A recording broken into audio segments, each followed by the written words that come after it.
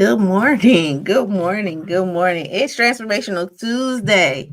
That's kind of fancy on this morning. Listen, it's Transformational Tuesday. We're talking about obstacles and opportunity cost. Okay. Overgiving as self abandonment, right? Overgiving as a form of self abandonment. Here's the thing, overgiving isn't always generosity, you guys. Sometimes it's self abandonment dressed up as service. So I'm going to say good morning. It's Transformational Tuesday, right? And listen, being the strong one is not your calling sometimes. Sometimes it's your coping. So let's talk about it. All right. Overgiving isn't always from generosity, you guys. Sometimes it's self-abandonment in disguise. Right? Yes. Right? Yes. When you say yes, even when you mean no, okay, when you're shrinking or you shrink your needs to make others feel comfortable. You call it strength, but really deep down it's survival. All right, listen, it's Transformational Tuesday. All right, when we're unpacking the emotional cost that all of the emotional cost of always being the strong one. All right, and how it's keeping you truly from your peace, from your purpose, right? And from your power. So, good morning. Good morning.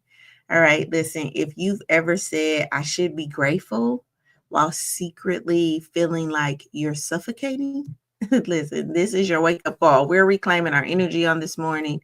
Redefining our worth, and we're choosing self alignment. All right. Over self abandonment. So, thank you for joining the conversation on this morning. Good morning, big brother, big little brother.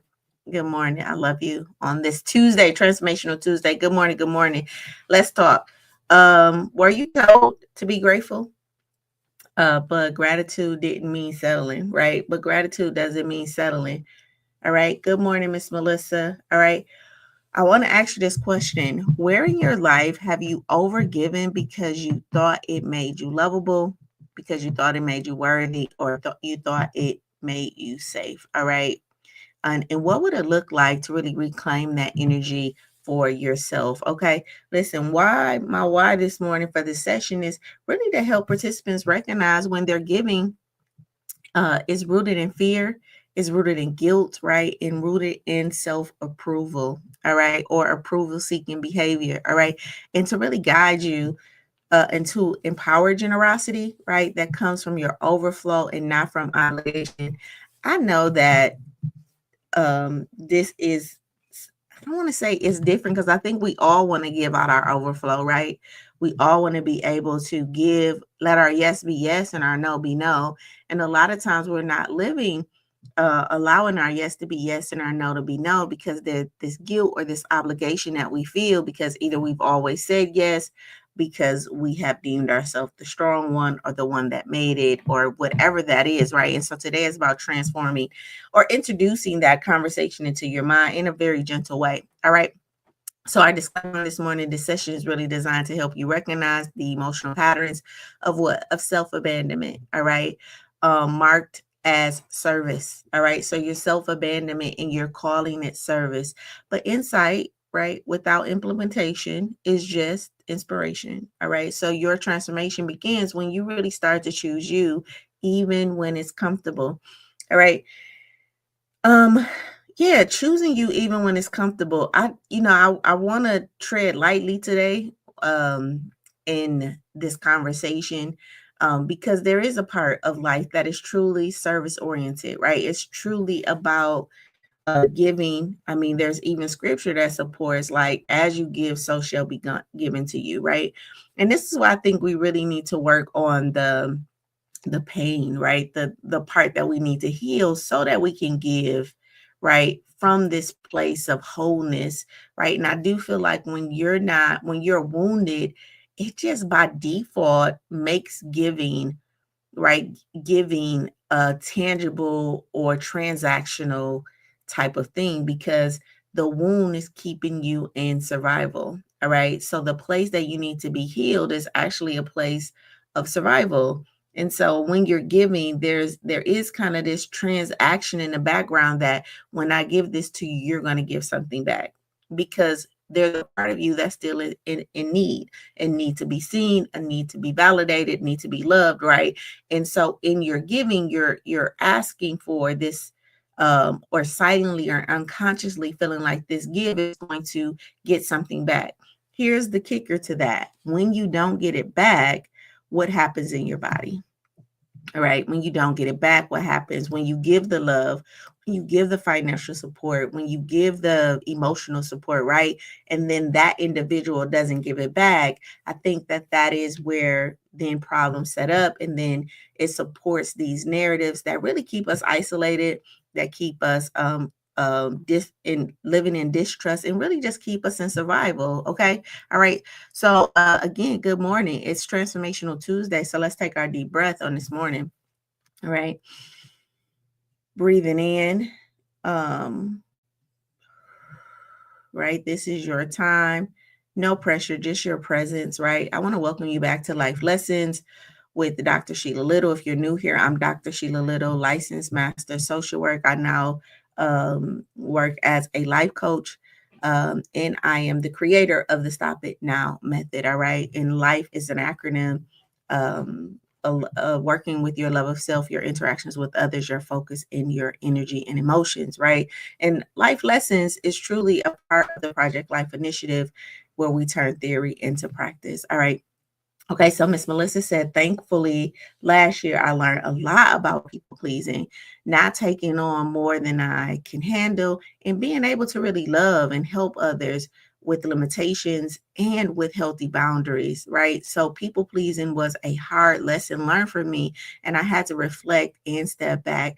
Great lesson, Miss Melissa. Yes, and it is about these boundaries, right? It's these healthy boundaries that when I say no, I can honor my no. And not that I'm not feeling like, not that it's not that I don't have a feeling about the no, because I think in the beginning, and you would probably agree with me, Miss Melissa, when we first start to establish these boundaries, it's very difficult, right? Because the part of you that used to say yes still emerges, right? It still wants to say yes, and you're holding that part back, right? You're saying no, no. This morning, as I was getting ready, an analogy came up for me that I want to share with you guys, because I think that I'm always saying that we have to learn to live in the A and D, right? So a lot of us has been taught to live in the but, right? But the BUT. But we have to learn to live in the and, all right? And what that means is that the analogy that came up is, have you ever, put a destination in MapQuest, right? And she's telling you like go left, and then another way to get there, right? And so you turn right. And so MapQuest is in the background saying redirecting, turn left, turn left, turn left, right? She's trying to get you to go, this MapQuest is trying to get you to go in the direction that she wants you to go because you put the destination in. But you, as the manual overrider, right, can still make the right. You can still go, oh yeah, I'm gonna stop by the store, right? Because you have a whole different plan. So you're hearing her say go left, but you can go right and still get to the place or the destination. Does that make sense what I heard in the chat? And I want you to know that's how your brain is, right? So these patterns that I'm talking about is like the MapQuest. It's used to you following its instruction, right? So go left, turn here, do this. This is what the inner critic or this self-talk is just used to telling you, right? And then you decide one day like, oh, I'm going to go left because it tells you to go right. And you decide, okay, I'm going to go left today, right? And you're going to hear it try to narrate to you and bring you back to what? To the course or back to the spot that you would traditionally be on, right? Right. And it does it so much, right, that you will cut off, right, the MapQuest because it's really nagging you. Okay. It's like, go left, go left. You like, let me just cut you off because I know what's happening and I'll cut you back on when I get back on route. Right. The thing about it in this analogy is that we just can't cut that off in our head. Right.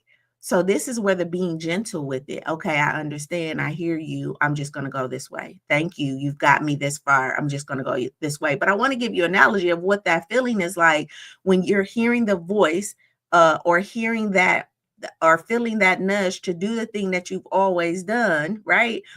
And then choosing to manually override it, right? And that is what this project is about, is teaching you that, hey, you have the permission to manually override, right? The the destination, the thing that you've been doing all this time, the thing you've been taught to do for generations is passed down. Your mama did it like this, your grandmama did it like this, right? You learned to do it like this. You didn't demonstrated it that you can do it like this, right? And then you're saying no, but on today, okay, I'm going to choose something different. It really sounds like that map quest, right? Like you're trying to go left and it's screaming at you like, no, rerouting, right? It's trying to reroute you back to what you originally were at. Okay. All right. So good morning again. Drop a word in the chat. Let me know how you're feeling on this morning. Let me know how you're feeling on this morning. Again, thank you, Miss Melissa, for sharing this morning. If you guys have any questions or you want to share anything about today's conversation, make sure you drop it in the chat for me. As we go to scan our bodies on this morning, again, a big part of the project is what? It's really getting back familiar with our bodies, right? Loving on our bodies. And if it's probably not back familiar, just getting familiar with our bodies, being present. Okay, so let's feel our feet on the floor. If you're sitting at your desk, feeling your feet on the floor, feeling your legs, putting your legs, your butt in the seat, okay, your back up your spine, just bringing some compassion and some awareness to this beautiful, to our beautiful bodies, right? To all of these cells in our bodies, right? I was working out yesterday and my trainer told me that I was in the valley of despair, the valley of disappointment, he called it. I call it the valley of despair, right? It's like that point of I've been working out and I'm, not losing or whatever, but then I had to thank my body, right? I had to thank it for doing what I feel like, it was created to do. So yeah, how are you feeling on this morning as we scan in our body, bringing some compassion to our organs, filling our hearts on this morning, right? Filling it, fill up with love. And yesterday we did this thing where I said, pop it, right? Just kind of see your heart, just kind of feel it burst a little bit, right? Right. So let's pop it again, right? Every time we're training the body, like that's a release. Okay. So we're releasing any weight, okay, up our shoulders, kind of releasing, feeling anything just kind of evaporate off our shoulders, down our arms, activating our hands on this morning. All right, activating our hands. If there's anything that we need to do, giving ourselves permission to do it on this morning. All right, up our chins, our face, nose, eyes, around our ears, just giving ourselves some softening our ears and how we hear today. All right. And then the top of our head, and then our biggest organ, just thanking the skin. And then if we feel too clammed up this morning, just kind of pushing out a little bit, right? And then if we're feeling like we're taking on too much, bringing in, right, coming in, right, to a safe space for us. Good morning, good morning, good morning. Like I said, drop a word in the chat if you need some help or assistance with anything. You can always DM me.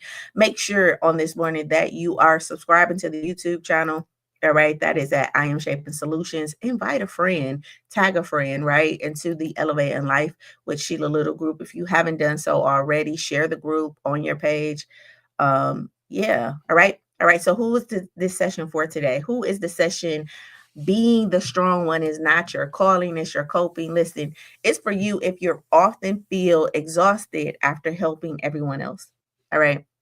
If you say yes to things while secretly wishing you could say no, right? And if you ever downplay your own needs to keep the peace, all right, listen, this is a powerful session and it really hits home for so many people who really have equated, right, or equal or assume that their worth um th- to equate their worth with how much they give. All right. I don't know about you, but this is something that really hits home for me. And let me know if it hits home for you, right? Equating like how much you give, right, to how worthy you are, how important you are. So let's talk about that and let's break that down, right? This is not about I want to give this kind of why this matters, because this is not about giving. It's about why. Why are you giving? All right. Many people were taught that love equals sacrifice. All right. But asking for more is being ungrateful. Okay. And asking for more is being ungrateful. But giving consistently can cost you your peace, right? It can cost you your power, and it can cost you your purpose. And it crosses sometimes into what we call self-abandonment, all right? Where we're self-abandoning ourselves. Listen, this has been a journey for me who and a lot of the individuals that I work with, because yeah, it's biblical, right? It's spiritual. Like, I mean, Jesus did say if they ask, give it to them, right? There's also the verse about, how you treat the least of these, is how you treat me. So it's like, where do I fit in this whole giving thing? And I think that, again, the importance of this conversation is to recognize, am I giving from my wound, or am I giving from my wise person? All right. And really recognizing that there may be a wound in the why that you're giving. All right. So some core themes is this: is obstacles equal the belief that giving is worthy, right? Or giving equates worth. Listen, this lesson really will help you notice where you say yes to everyone else, but no to yourself. And I think that's the wound, right? If I'm sacrificing me to give to you, then that's a wound, okay? Overgiving is often rooted in childhood roles, like being the peacemaker, being the caregiver, and being the fixer, or even cultural and family expectations, right? Like, you're the one who's expected to do everything. You're the one who's expected to be everyone to everybody, okay? Right? And you've carried that for so long. And now, what does that feel like to you? Because even in your giving, if you're looking for, I don't know, blessing or something from that, it may not be happening because the because the resentment of it is not creating or generating energy. It's actually a contracting emotion. All right. Number two, opportunity cost, right? So the opportunity cost may equal your own needs, your own voice, and your own vision. So this is the cost that you're paying, right? So consistently pouring out leaves nothing left for your personal dreams, for your personal rest, and for self connection. All right. So this session is to really explore what's being lost in your time, in your energy, in your emotional space, and in your authenticity. All right. And then false gratitude equals some form of self silencing. So saying I should just be grateful when deep down you're resentful. Okay. Your resentfulness is keeping you stuck in survival and not thriving. All right. What does that look like? Like, this false gratitude, right?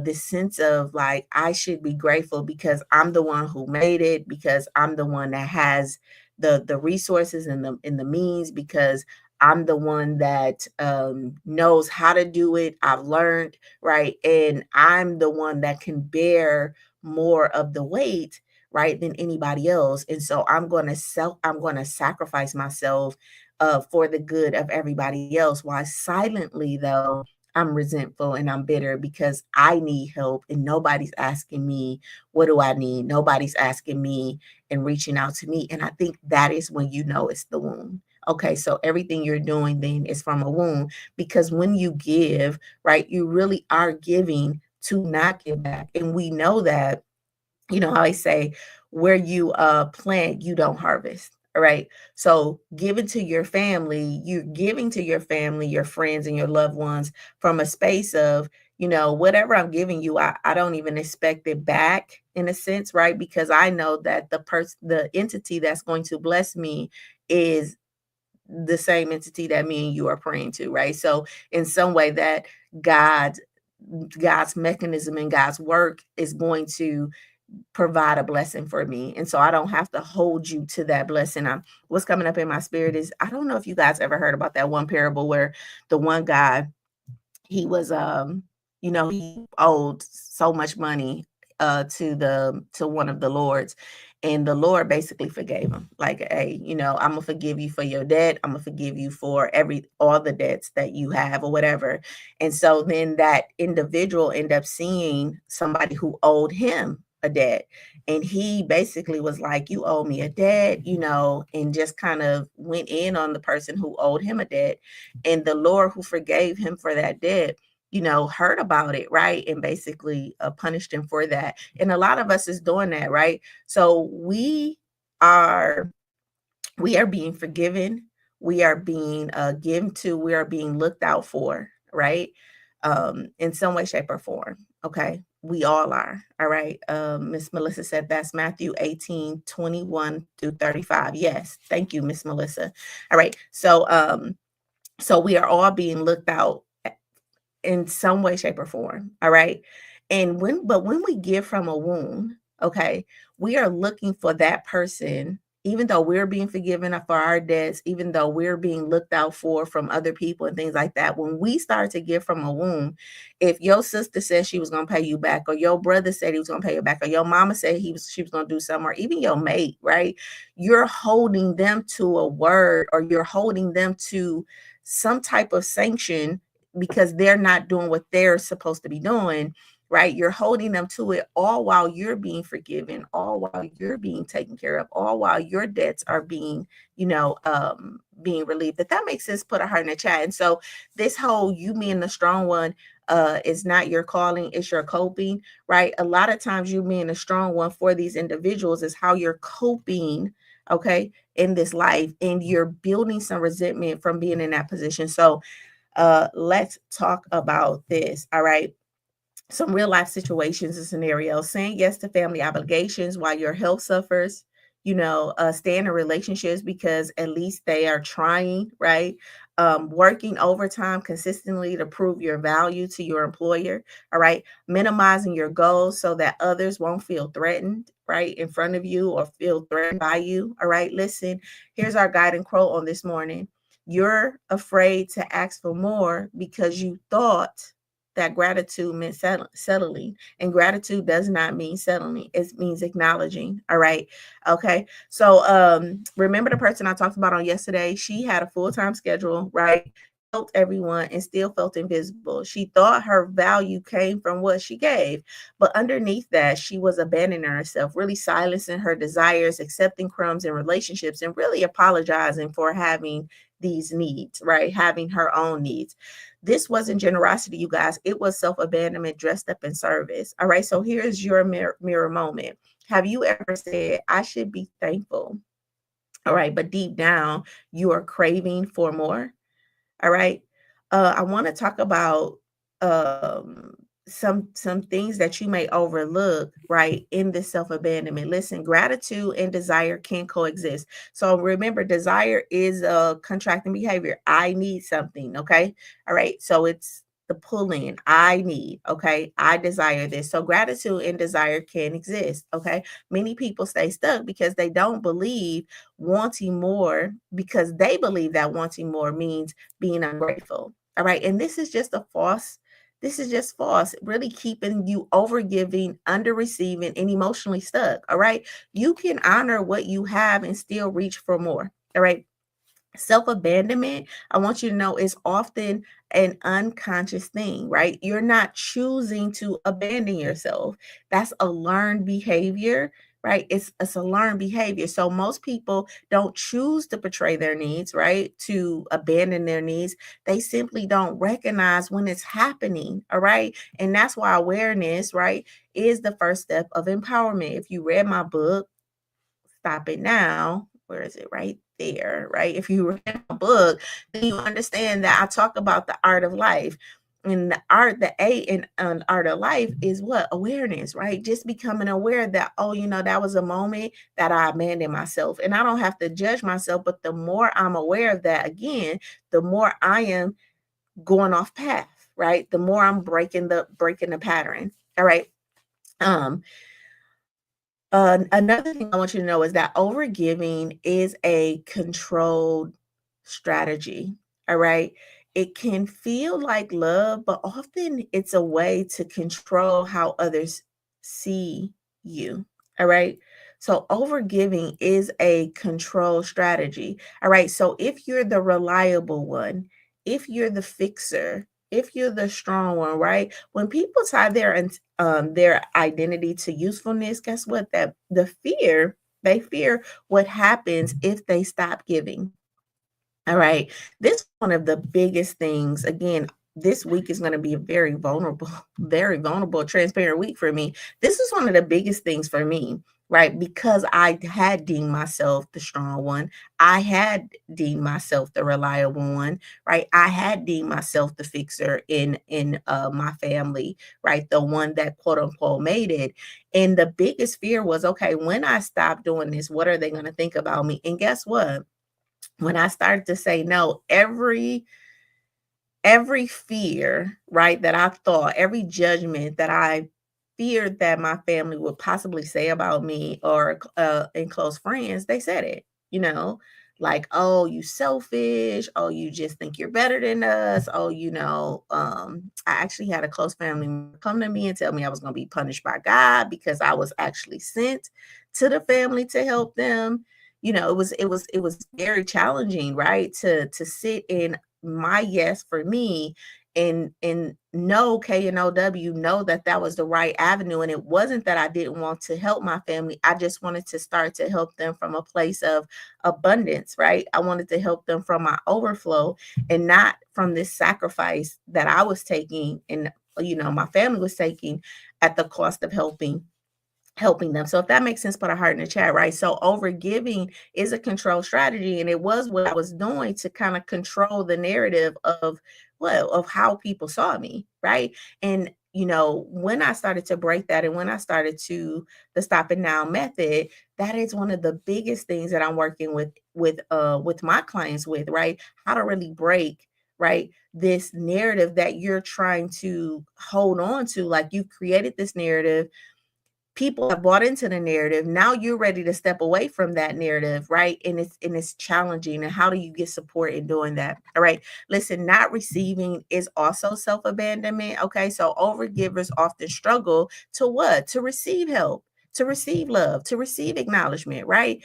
I want to encourage you to practice receiving, the act of receiving, right, is a sense of worthiness, and it's not weakness, right? So a lot of us, even,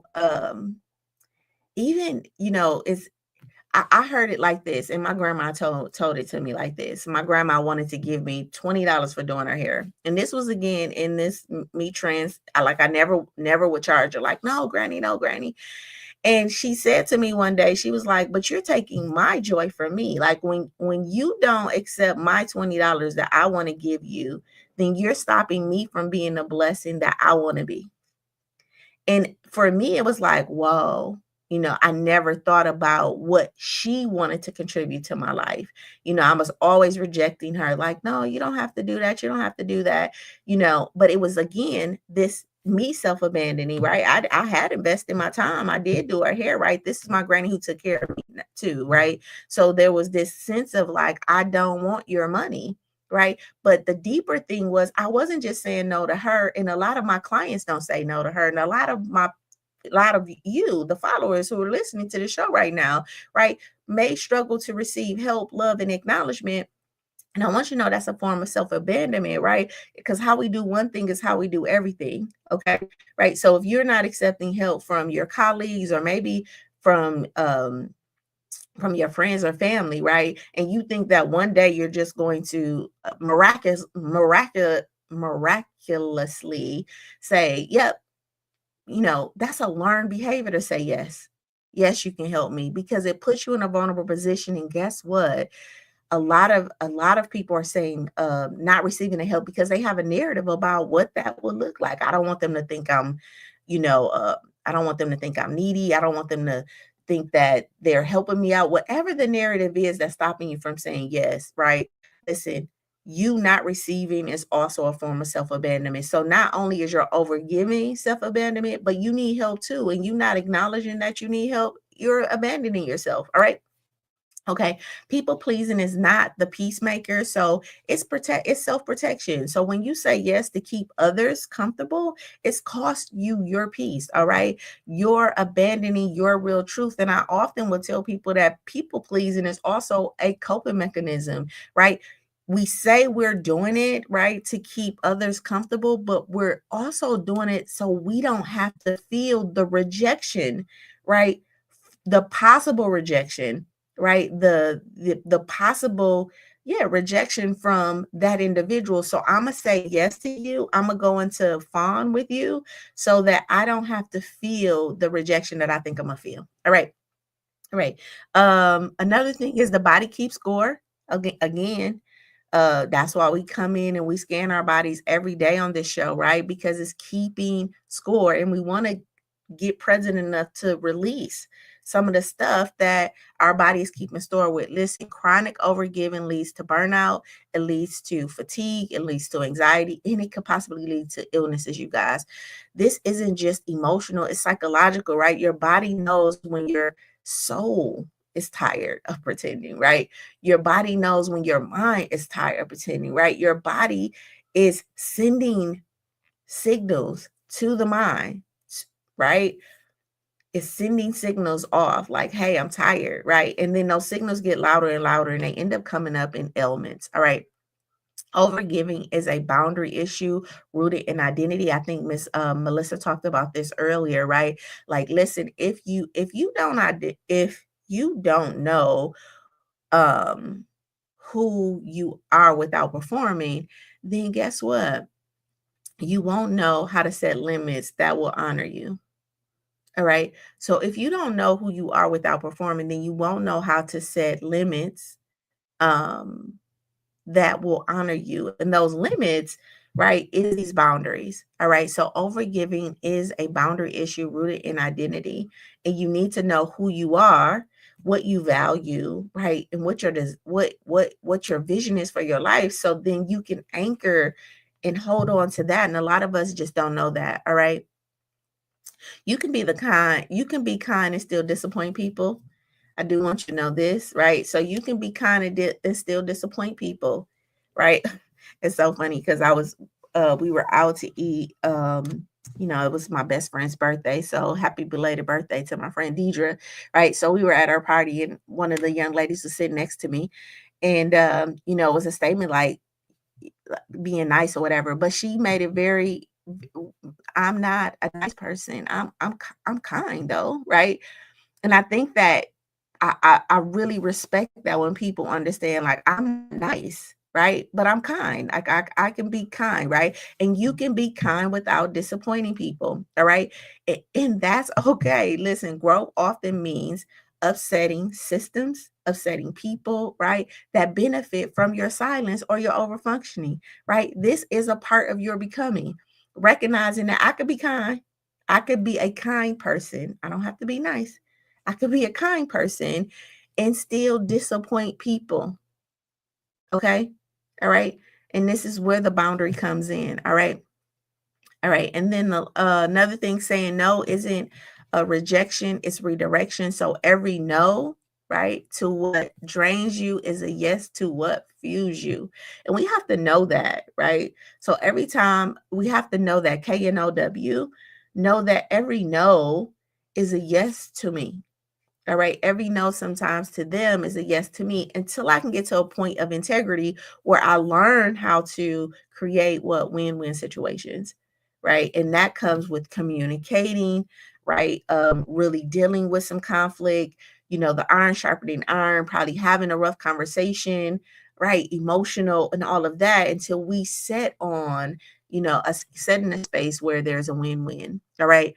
But as I'm transitioning from self-abandonment to self-awareness and in self-worth, right? And really stepping into my worth, then I have to know that, a no to them is a yes to me. All right. And then I want you to know that you teach others how to treat you. All right. So you teach others how to treat you. All right. The way you speak, the way you care for yourself, the way you advocate for yourself is really modeling a standard. All right. It's modeling a standard. And overgiving silently tells others that your needs come last. I know this one is hard to accept because sometimes we want people to do for us what we're not willing to do for ourselves.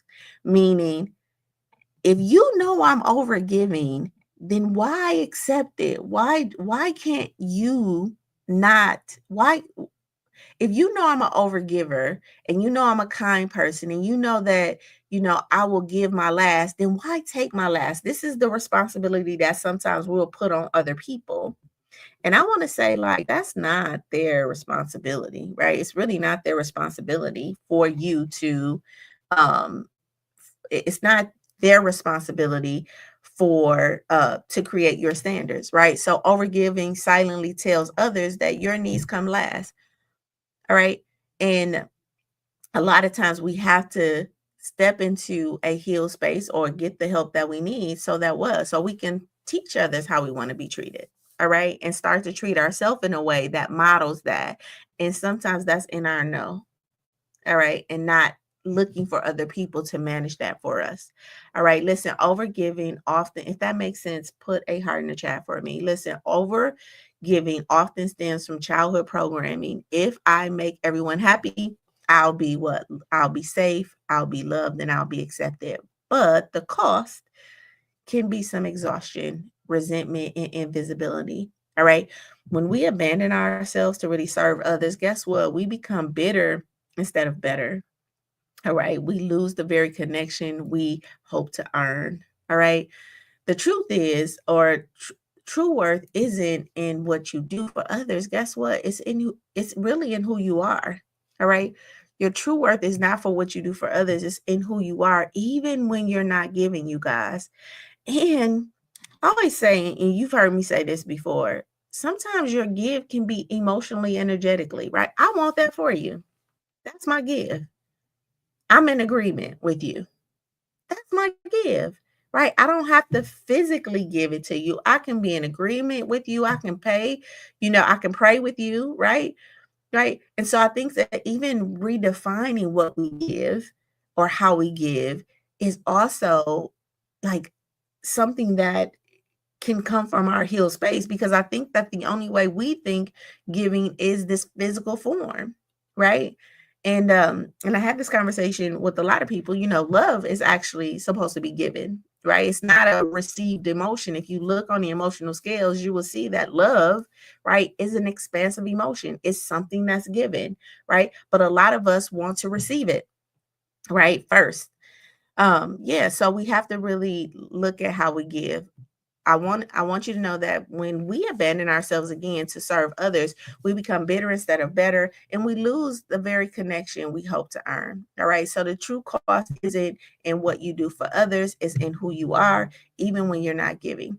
One of my clients said, I thought saying yes made me kind, but it was actually me betraying my peace. Okay. Now I ask, am I giving from love or from lack? All right. That is her question. Am I giving from love or from lack?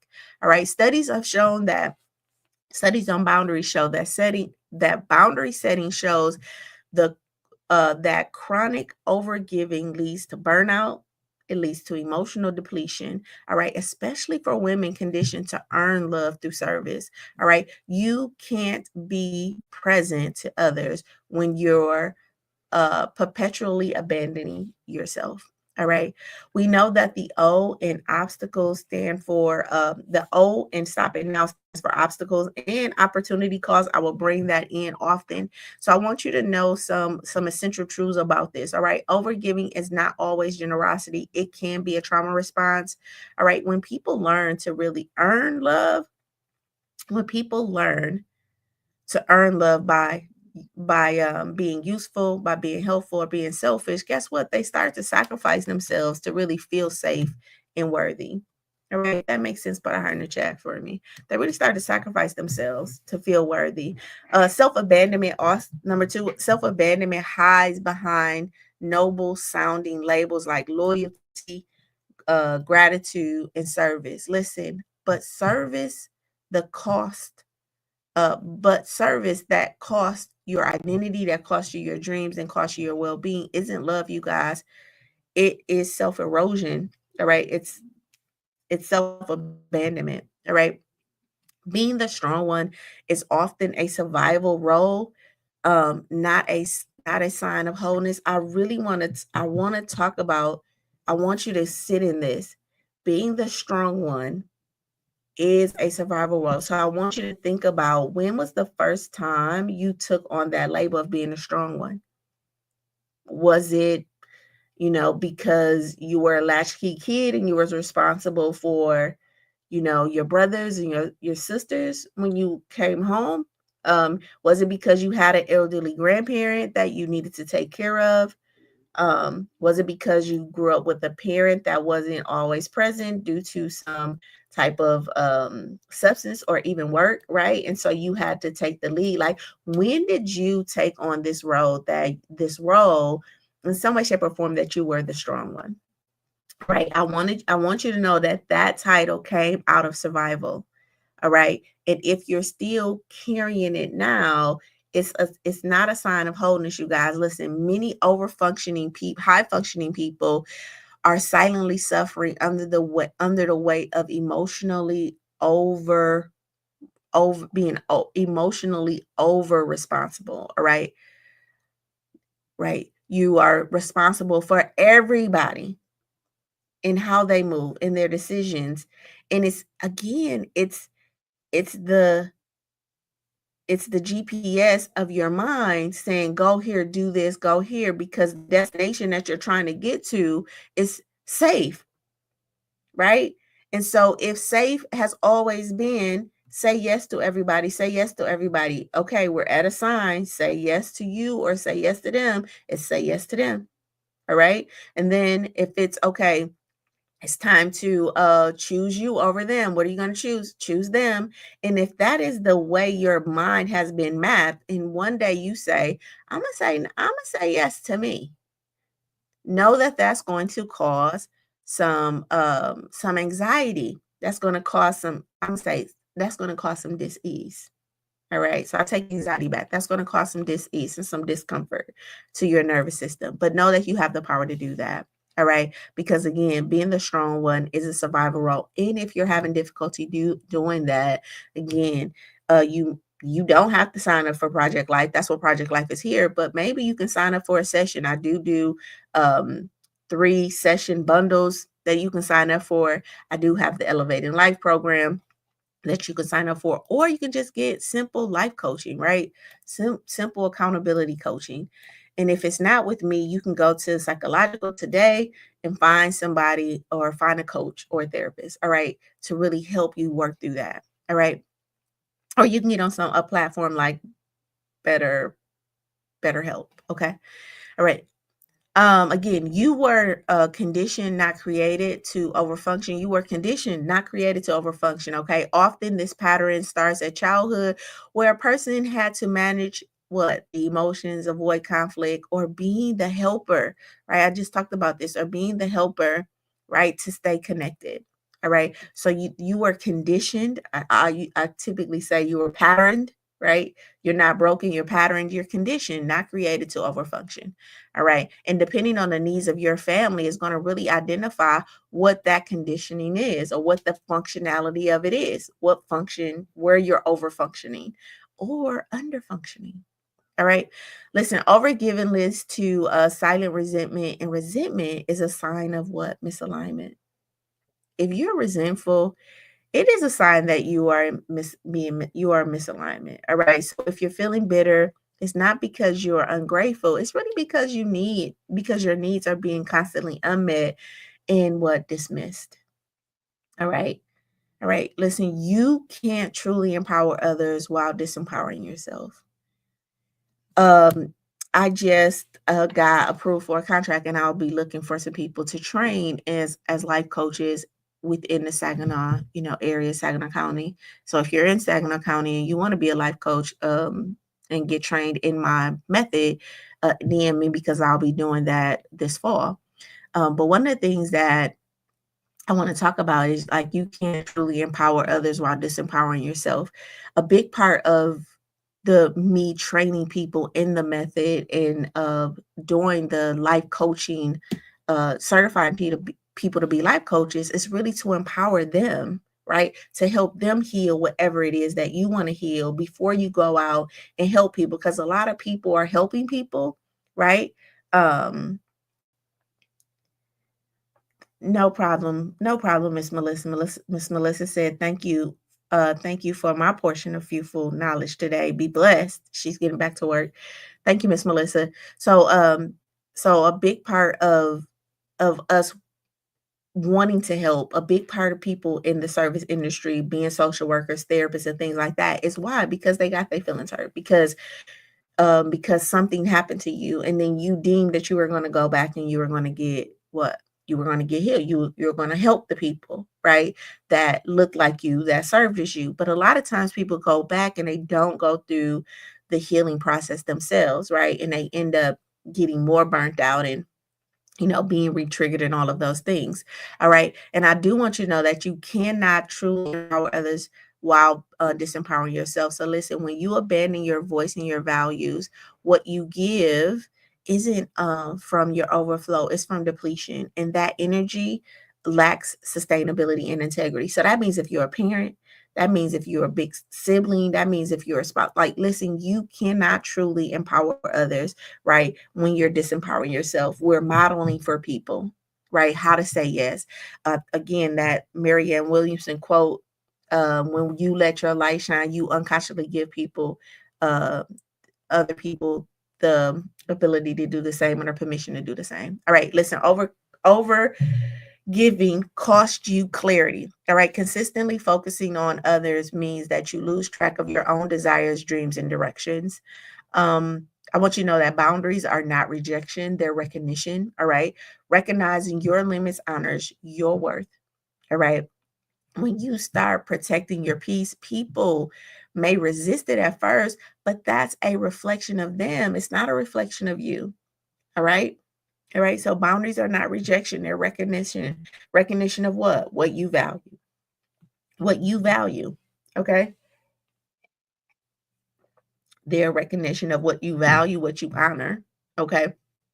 All right. And when people resist it, that's more of a reflection of them than it is of you. All right. A couple of more. There's a difference between sacrifice and sabotage. All right. True sacrifice is chosen and purposeful. All right. But self sabotage happens when you believe your worth depends on the suffering that you endure. All right. So self sabotage happens when you believe that your worth depends on the suffering that you endure. All right. When sacrifice is truly chosen and purposeful, I'm sacrificing for a reason. Right. I'm doing this for a reason. It's purposeful and it's chosen. And sabotage is not that. It happens when you believe like your worth is tied to it. All right.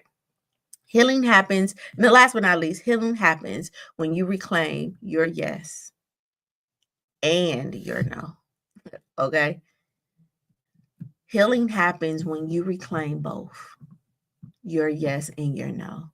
Listen, empowerment is the ability to discern what aligns with your purpose, your energy, and your well being, and to choose accordingly, right? Without guilt. Doesn't mean that guilt is not going to come up. It just means that it's not a determining factor, right? It's not a motivating factor. All right. So let's get into our biblical wisdom today. Galatians 6:9. Let us not become weary in our good doing. For what? For at a proper time, we will reap a harvest if we do not give up. All right. At a proper time, we will reap a harvest. We will not give up. Listen, even God values rest and right timing. All right. Giving without boundaries leads to weariness, not harvest. So I want you to start to honor yourself. All right. Let's again, let us not be weary in good doing, for at a proper time we will reap a harvest if we do not give up. In the context of overgiving and self-abandonment, this verse isn't telling us to keep pouring from an empty cup. It's just reminding us that doing good must be sustained. Well, that doing good must be sustainable, not sacrificial. Okay. The good that this verse refers to is not the overextending or losing yourself. The good that this verse is talking to is the aligned service. All right. So when you do good from a place of truth, all right, not from obligation, guess what? Your harvest is fulfillment, not burnout. And again, this is the core of this unlocking your potential and really noticing your patterns and stopping the numbing, I want you to know that when you're doing something from your truth and not obligation, your harvest is fulfillment and not burnout. And a lot of people are doing things out of obligation and they're looking for the harvest, right? And those two don't go, right? It's not the obligation. And guess what? Even obedience, like obedience is not obligation, okay? Obligation is like it can be some resistance in that. Even obedience is this sense of like alignment. Like I'm going to do it because either this is what I so I'm gonna say this. A flower is obedient, a rose is obedient, a bee is obedient, right? It's what it was created to do. All right. Obligation though is something like I don't want to do it. I'm a lot of people are feeling obligated to do some things that they really don't want to do. All right, and they're looking for the harvest. All right, and that's created some burnout. All right, listen, the God in you doesn't require your exhaustion to prove your devotion. So this verse becomes an invitation to really trust divine timing, to know that your healthy boundaries, your rest, and your no's will still produce a harvest because it's your heart, right? Not your hustle that aligns with your purpose. All right. All right. So again, let us not be weary in good doing, for at the proper time we will reap a harvest if we do not give up. All right. All right. So even God values rest in right timing. All right. Matthew 11:28. This verse says, "Come to me, all you who are weary and burdened, and I will give you rest." All right. So this verse isn't about overdoing, it's about being healed, right? So divine rest is not a luxury, it's a promise, you guys. It's a promise, you guys. Listen, come with me, all you who are weary and burdened, and I will give you rest. Listen, when you are constantly giving, you carry a burden of being the strong one. That internalized belief, guess what? that you can't that internalized belief that you can't stop, that you can't slow down, that you can't say no, really leads to emotional and spiritual exhaustion. This verse isn't about a far away Messiah offering you some rest someday. All right. It's about the divine presence in you saying, listen, you are worthy to rest now. Okay. And you are not required to perform for peace. All right. So when you stop abandoning yourself and really start returning to your own self, right, to your own soul, you are coming back to the divine within you. And that is the rest that this verse is promising, not escape, but alignment. I really do have to say that these two verses, I really love these two verses. All right. Come to me, all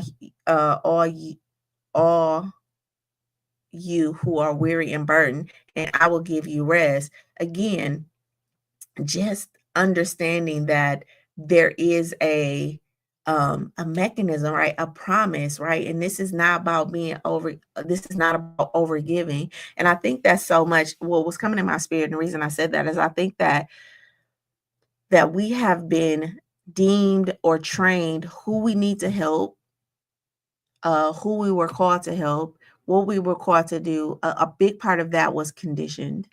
All right. And and so it's hard to unbraid the conditioning, all right, of really even seeking for rest within our divinity or in our emotion, right? And this is why we need to heal, right? A lot of our understanding of what rest mean, what giving means, right? And really even take away, I want to even say some of the toxicity around, you know, this is my cup and, and I can't give from what I don't have. This is true. That's a true statement, right? You cannot give from an empty cup, right? But in the intent that you're saying that, are you saying it because you don't really want to give? All right. Or are you saying it because you understand that I'm taking care of me, I ultimately understand that my role as a human being is to be of service, is to give. But where I'm at in this race, right? I ain't at the point where I'm able to give. And when I get there, I really do want to give to you, right? If that's emotionally, mentally, or otherwise. And the truth of the matter is, I think that some of us really just are don't want to give, right? We are at a point where we don't want to give, that we are so much in survival that we're looking to be given to, we're looking to be loved on, right? And we've taken care of so many people and so many things that we have truly burnt ourselves out. And so we don't trust and we don't give. And I'm saying that that's not a healthy place to be in.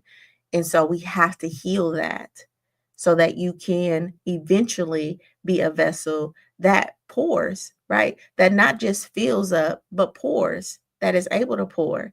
And the feeling is not coming from the people around you. The filling up in you is not coming from the people around you, right? It's coming from the divinity within you, because you're able to understand that that you are beautifully and wonderfully made and powerful beyond measure, right? And you're able to understand that your life does have a purpose, and that pain that you went through has a purpose, and so many other things, right? And in that, it's filling you up, and that you understand that your life was called for a certain service, and that you can be present enough or healed enough to do that thing, because we were all meant to serve, right? In whatever capacity that may be, it may be some of us were meant to serve financially, some of us were meant to serve emotionally, some of us were meant to serve spiritually, right? Some of us were meant to hold a space and just be in agreement, right? But what is that for you? Right? And really understanding that. And a lot of us, like I said, have truly just withdrawn ourselves from even wanting to give altogether. All right. But we're still being called to do some things. So being the strong one is not your calling, it's your coping. And if it's causing you resentment now, because in your prior, as a teenager or a young person, or even in, any time before today, um, right? You were conditioned to believe that, and as a consequence of that, you have built some resentment, some emotions, some resistance, some narratives, right? That is creating some obstacles, right? That are costing you on this day. I want you to know that you are not the strong one. That has been a coping mechanism, and it's time for you to raise your hand and heal that. All right. I want you to know that both these scriptures, one is about harvest and one is about rest, are not contradictions. They are compliments. All right. You don't have to grind for the good, and you don't have to prove to be blessed. All right. You